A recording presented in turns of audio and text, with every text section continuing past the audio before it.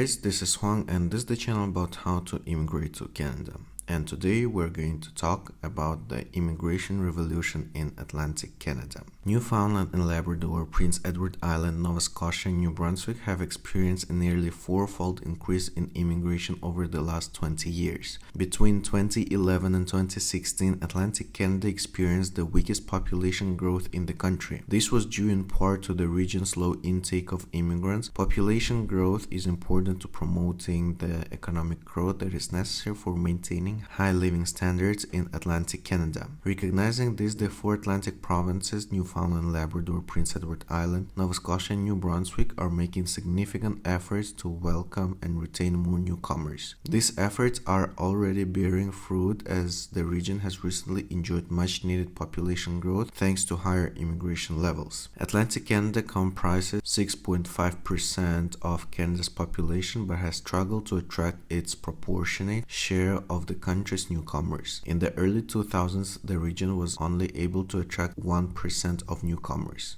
This is improving, however, the region is currently on track to increase its newcomers chart to 5% in 2019. It's now welcoming more than 14,000 newcomers annually compared with just 3,000 2 decades ago. As you can see here on the chart, immigrant arrivals by the Atlantic province is on the left side, and as the percentage share of total immigration to Canada is on the right side. So 1999 to 2019. This growth should be celebrated, but more work remains with the exception of Prince Edward Island. So the other three Atlantic provinces still lack the national per capita newcomer intake. Nevertheless, the current trend suggests the region could welcome its proportionate share of Canada's newcomers sometimes in the 2020s. Just like in Saskatchewan and Manitoba, Atlantic Canada has depended on the provincial nominee program to fuel its rising immigration levels. The provincial nominee program was launched in 1999 to help smaller provinces and territories attract more newcomers. New Brunswick was the first province in Canada's Atlantic region to adopt the PNP. Doing so the same year it launched, and Newfoundland and Labrador followed shortly after. Prince Edward Island and Nova Scotia were the next to join in 2001 and 2003 respectively. In 2017, the Atlantic Immigration Pilot was introduced to give the region an extra tool for attracting more economic class newcomers.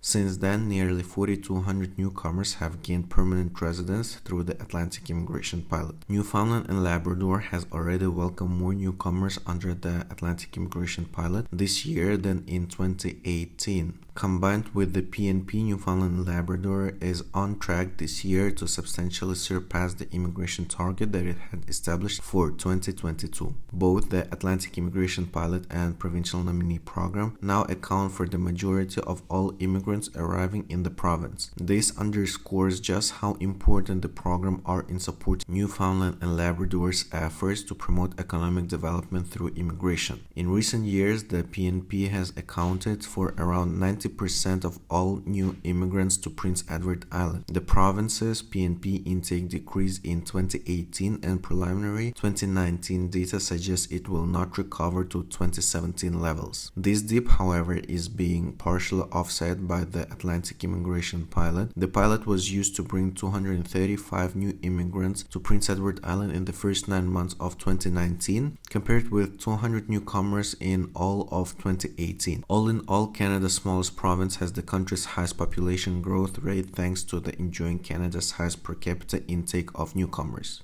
Nova Scotia's Atlantic Immigration Pilot intake is surging, with the province welcoming nearly 1,000 newcomers through the program in the first 9 months of 2019. This almost triples the 375 newcomers that it welcomed through the pilot in all of 2018. Thanks to its increased Atlantic Immigration Pilot and Provincial Nominee Program intake, Nova Scotia has set a number of newcomers records in recent years. It surpassed 5,000 immigrants for the first time in in 2016, and the AIPP helped Nova Scotia reach nearly 6,000 newcomers in 2018, and threshold it looks poised to surpass in 2019. New Brunswick is currently the leading destination for Atlantic immigration pilot arrivals, welcoming nearly 1,200 newcomers through the program in 2019. The Atlantic immigration pilot is also helping New Brunswick set new immigration records. The province welcomed a record 4,600 newcomers last year and is on track to surpass the 5,000 newcomers barrier in 2019. This data tells us the region is in the minds of the immigration revolution, with the Atlantic immigration pilot and provincial nominee program paving the way. In order to completely reverse its immigration fortunes, Atlantic Canada will need to consistently welcome more than 20,000 newcomers each year. Another benchmark for success will be higher newcomer retention levels. While the region has Canada's lowest retention rates, recent evidence shows that retention is on the rise. Retention is critical to achieving a positive cycle of economic growth. Attracting and retaining more newcomers will attract and retain more Canadians, as well as investments from the public and private sectors. It is fair to expect retention will continue to improve in the region, since the Atlantic immigration pilot and provincial nominee program aim to match newcomers with job opportunities, and both programs are also geared towards facilitating transitions to permanent residence for international students and foreign workers already in the region. Atlantic Canada's growing newcomer levels are a function of factors beyond the Atlantic immigration pilot and provincial nominee programs. The unemployment rate is low in the region's largest cities. The three levels of government, as well as employers, post-secondary institutions, and immigrant-serving organizations are working in lockstep to promote the region as a destination of choice. This is the same approach that Saskatchewan and Manitoba successfully employed to boost their newcomer levels. Today, immigration stakeholders across Canada admire Saskatchewan and Manitoba for turning their fortune around within a decade of implementing the provincial nominee program. If all goes according to plan, we will also soon view Atlantic Canada's immigration revolution with the same admiration. So as you can see, guys, all news are staying positive and more jobs are being created and added to our Atlantic immigration pilot program database. So stay tuned for more news and updates regarding the AIPP and RNIP. So this is it for today. If you like this video, please subscribe to our channel, like this video, share with your friends and relatives. And there was a channel about how to immigrate to Canada. There was Huang, and I'll see you in the next video.